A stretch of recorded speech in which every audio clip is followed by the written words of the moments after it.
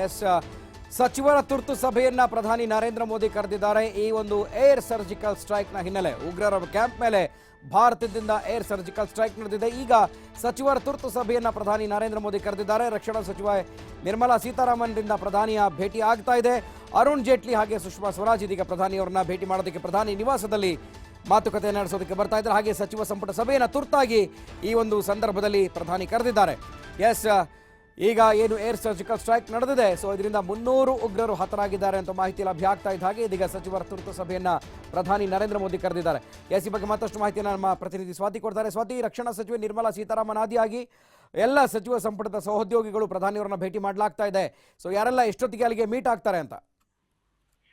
ಗುರುಪ್ರಸಾದ್, ಇದು ಕೇವಲ ಔಪಚಾರಿಕ ಸಭೆ ಅಂತ ಹೇಳಬಹುದು. ಯಾಕೆಂದ್ರೆ ಈ ರೀತಿಯಾದಂತಹ ಸರ್ಜಿಕಲ್ ಸ್ಟ್ರೈಕ್ಗಳು ನಡಿಬೇಕಾದ್ರೆ ಅಥವಾ ಯುದ್ಧಗಳು ನಡಿಬೇಕಾದ್ರೆ ಇಡೀ ರಾತ್ರಿ ಗುಪ್ತವಾಗಿ ಈ ಒಂದಿಷ್ಟು ಸಚಿವರು ಮತ್ತೆ ಪ್ರಧಾನಿ ಯಾವಾಗ್ಲೂ ಕೂಡ ಸಭೆಯಲ್ಲಿ ನಿರತವಾಗಿರ್ತಾರೆ. ಅಥವಾ ಸಭೆ ಮಾಡೋದಕ್ಕೆ ಸಾಧ್ಯವಾಗದಿದ್ರು ಕೂಡ ಇಂಟೆಲಿಜೆನ್ಸ್ಗೆ ಗೊತ್ತಾಗಬಾರ್ದು ಅಂತ ಫೋನಿನ ದೂರವಾಣಿ ಮುಖೇನ ಆದ್ರೂ ಈ ಒಂದಿಷ್ಟು ಕೋಆರ್ಡಿನೇಷನ್ ಅನ್ನ ಮಾಡ್ತಾ ಇರ್ತಾರೆ.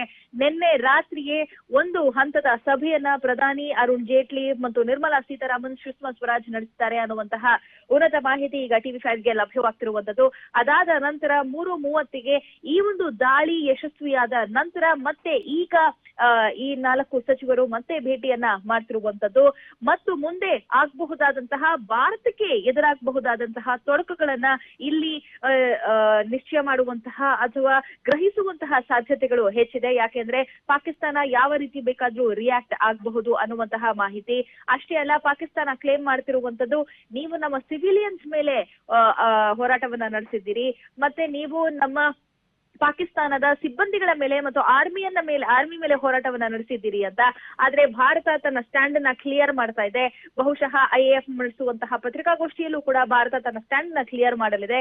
ಅವರ ಹೋರಾಟ ಏನಿದ್ರು ಉಗ್ರ ಸಂಸ್ಥೆಗಳ ವಿರುದ್ಧ ಪಾಕಿಸ್ತಾನದಲ್ಲಿ ಅಡಗಿರುವಂತಹ ಮತ್ತು ಪಾಕಿಸ್ತಾನ ಆಕ್ರಮಿತ ಕಾಶ್ಮೀರದಲ್ಲಿ ಅಡಗಿರುವಂತಹ ಮುಜಾಫರ್ ನಗರ್ ಮತ್ತು ಬಾಲಾಕೋಟ್ ನಲ್ಲಿ ಅಡಗಿರುವಂತಹ ಜೈಷ್ ಇ ಮೊಹಮ್ಮದ್ ಅನ್ನುವಂತಹ ಉಗ್ರ ಸಂಸ್ಥೆಯ ಮತ್ತು ಸಂಘಟನೆಯ ಆ ಒಂದು ಉಗ್ರಗಾಮಿಗಳು ಏನಿದ್ದಾರೆ ಅವರ ವಿರುದ್ಧ ಮತ್ತು ಜೆಟ್ ಪ್ಯಾಡ್ಗಳ ವಿರುದ್ಧ, ಅವರ ಕ್ಯಾಂಪ್ಗಳ ವಿರುದ್ಧ ನಡೆಸಿರುವಂತಹ ದಾಳಿ ಇದು. ಆದ್ರೆ ಇದಕ್ಕೆ ಪಾಕಿಸ್ತಾನ ರಿಯಾಕ್ಟ್ ಮಾಡುವಂತಹ ಅವಶ್ಯಕತೆ ಇರೋದಿಲ್ಲ ಅನ್ನುವಂತಹ ಮಾಹಿತಿ ಸದ್ಯಕ್ಕೆ ಲಭ್ಯವಾಗ್ತಿರುವಂತದ್ದು. ಆದ್ರೆ ಒಂದು ಹಂತದಲ್ಲಿ ಯೋಚನೆ ಮಾಡಬೇಕಾಗಿರುವಂತಹ ವಿಚಾರ ಏನು ಅಂತಂದ್ರೆ, ಪಾಕಿಸ್ತಾನ ಈಗ ಕ್ಲೇಮ್ ಮಾಡ್ತಿರುವಂತದ್ದು ಭಾರತ ಪಾಕಿಸ್ತಾನದ ವಿರುದ್ಧ ದಾಳಿಯನ್ನ ನಡೆಸಿದೆ ಅಂತ. ಆದ್ರೆ ಭಾರತ ನಡೆಸಿರುವಂತಹ ದಾಳಿ ಉಗ್ರ ಸಂಸ್ಥೆಗಳ ವಿರುದ್ಧ. ಆದ್ರೆ ಪಾಕಿಸ್ತಾನ ನಮ್ಮ ವಿರುದ್ಧ ದಾಳಿಯನ್ನ ನಡೆಸಿದ್ದಾರೆ ಅಂತ ಯಾಕೆ ಹೇಳ್ಕೊಂಡಿದ್ದಾರೆ? ಸೊ ಈ ಒಂದು ಸ್ಟೇಟ್ಮೆಂಟ್ ಇಂದ ಮತ್ತೆ ಪ್ರೂವ್ ಆಗುತ್ತೆ ಪಾಕಿಸ್ತಾನದಲ್ಲಿ ಉಗ್ರ ಸಂಸ್ಥೆಗಳು ಮತ್ತು ಉಗ್ರಗಾಮಿಗಳು ಅಡಗಿಕೊಂಡಿದ್ದಾರೆ ಮತ್ತು ಪಾಕ್ ಸೇನೆ ಈ ಒಂದಿಷ್ಟು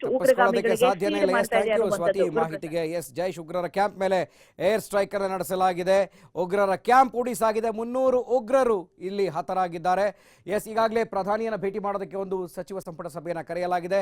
ತುರ್ತಾಗಿ ಒಂದು ಸಚಿವ ಸಂಪುಟ ಸಭೆಯಲ್ಲಿ ಮಾತನಾಡ್ತಾರೆ. ಜೊತೆಗೆ ಇನ್ನೇನು ಸೇನಾಧಿಕಾರಿಗಳು ಕೂಡ ಇದರ ಬಗ್ಗೆ ಸುದ್ದಿಗೋಷ್ಠಿಯನ್ನು ನಡೆಸ್ತಾರೆ. ಮತ್ತಷ್ಟು